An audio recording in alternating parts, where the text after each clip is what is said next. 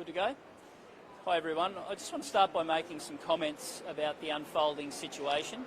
But before I do, it is Police Remembrance Day, and on behalf of the opposition, we pay our respects to everyone who's worn a blue uniform and given their life in service, and to their family we salute and we thank you. Okay, right. Before I get on to the situation here on the coast, I just want to reflect on what we have seen unfolding in the last couple of days.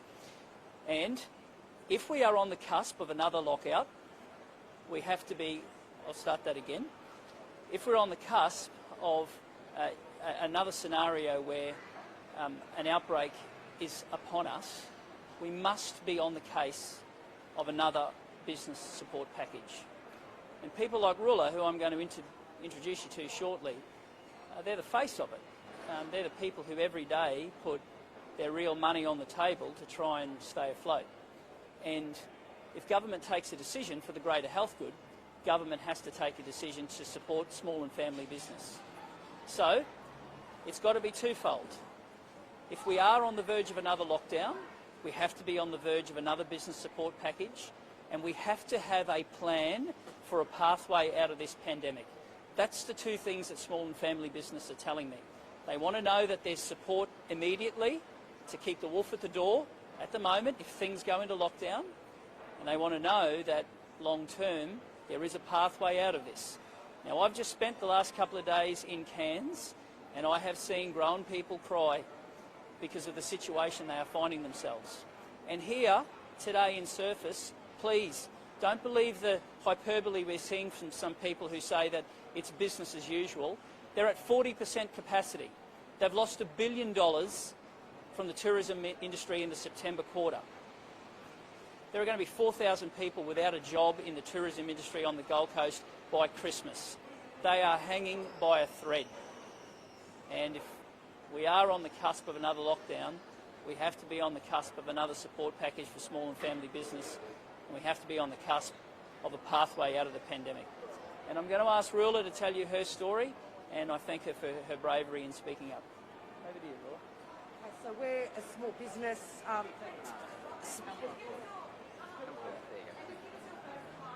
Okay. All right, so Roula Halastanas. We're a small business obviously situated in the heart of Surface. As you can see, school holidays, very quiet. We rely very heavily on interstate and international customers as part of our business due to the border closures and obviously the many lockdowns that we've experienced. It's actually impacted our business significantly. We've had no rent relief, so our rent is still due every month. Our supplies still need to be paid. We've actually had to reduce our staff because we've had no work for them to be able to participate in because of the lockdowns, the border closures. It's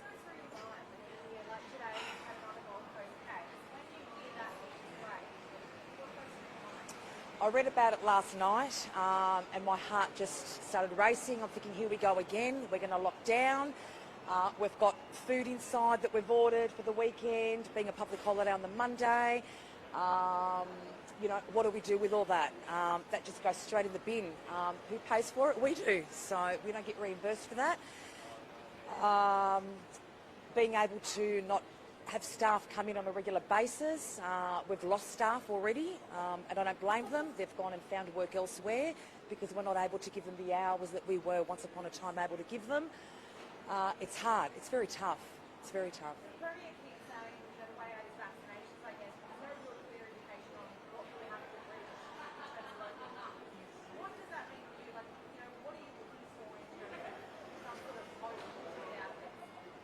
She said 80%, 70%. I mean, I don't even know. I don't think she knows what the rate is. But people have been double vaxxed. They still can't come into the state. She's not opening up the borders to allow people to come in, especially those that have been double vaccinated. Let them in. Our businesses are impacted. We're struggling. We're dying. Not good. Not good. I'm at the point of potentially losing everything that I have. We've got a 5-year lease here. The rents are exorbitant and not good at all. I've got a 2-year-old, so I don't know.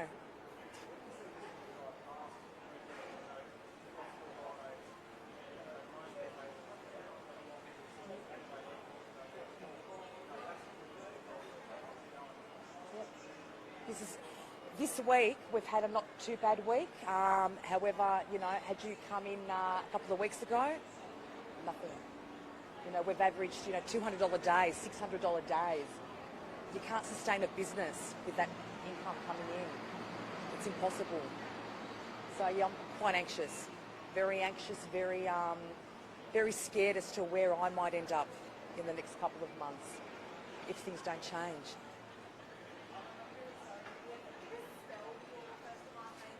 Yep, it's Roula and the surname's Halastanis.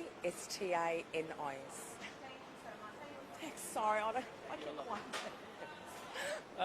Can I, before I take questions, I just want to highlight 2 issues before I hand over to you. The first is, there is still 50% of the money to be paid from the last lockdown at the end of July. Now, businesses aren't going to be able to wait another couple of months for the government to mobilise to pay this time around. So if they're going to go into lockdown, support needs to flow immediately. But Roula just summed it up. 70%, 80%, 90%. There's just a complete lack of confidence from the business sector. There is a complete lack of confidence for the people they employ. And all that people want is a pathway out of the pandemic. And I want the Premier to show us the health advice that she's relying on, and I want her to give us a pathway out of the pandemic. That's what every Queenslander is after. Leadership, certainty, vision, honesty, transparency. Try a bit of that. And the other thing to try is come and talk to real people.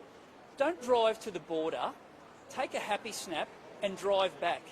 I'd like the Premier to list who were the businesses and their staff she spoke with on that visit yesterday. Because for me, it sounded a lot like a visit for social media purposes. That does no one any good at all.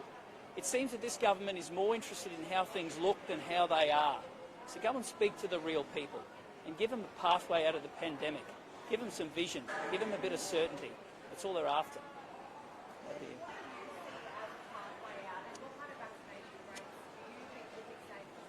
Well, the Premier signed on to something at National Cabinet.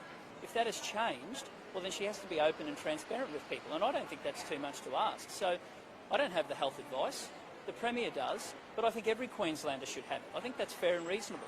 And if the goalposts have changed, you should take people into your trust. But at the moment, it's hour by hour, day by day. Every press conference leads to a different thing. Every time the going gets tough, the Deputy Premier has rolled out to carry on like a pork chop to try and create a diversion. And all it does is undermine confidence. It undermines confidence for people like Roula who've got everything on the line. And it just can't continue. This daily circus has to end. And I am promoting hope over fear. I want an end to the scaremongering. I want people to know that there is a plan. And the plan is, if you're going into lockdown, business support needs to happen immediately. And if you're going into lockdown, what's the clear path into the future?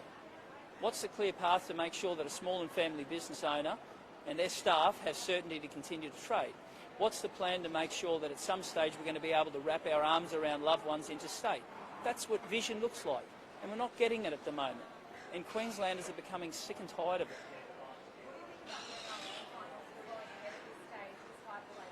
Well, again, that's a matter for the Premier to show the health advice. So I can tell you what people have asked me in the past couple of days. They've asked me what quantified a lockdown before with less cases than one now with more. Now, I don't know that. I haven't seen the health advice. I just want to see it. But again, if you show people the advice that you are making decisions on, people will accept it and come on the journey. But in Queensland, we have this ruler knows best mentality, where information isn't shared with everyday Queenslanders. And that is wrong. And is it any wonder that someone like Roula gets out of bed in the morning wondering whether or not she's going to be able to pay her staff and her rent at the end of the week, wondering where's the pathway out, wondering if she goes into lockdown whether or not she has to bear the cost for everybody else? All of those things undermine confidence. And at the moment, phones are ringing for people in hospitality businesses. And it's people cancelling from interstate because they don't see a clear pathway out of the pandemic. And that hurts.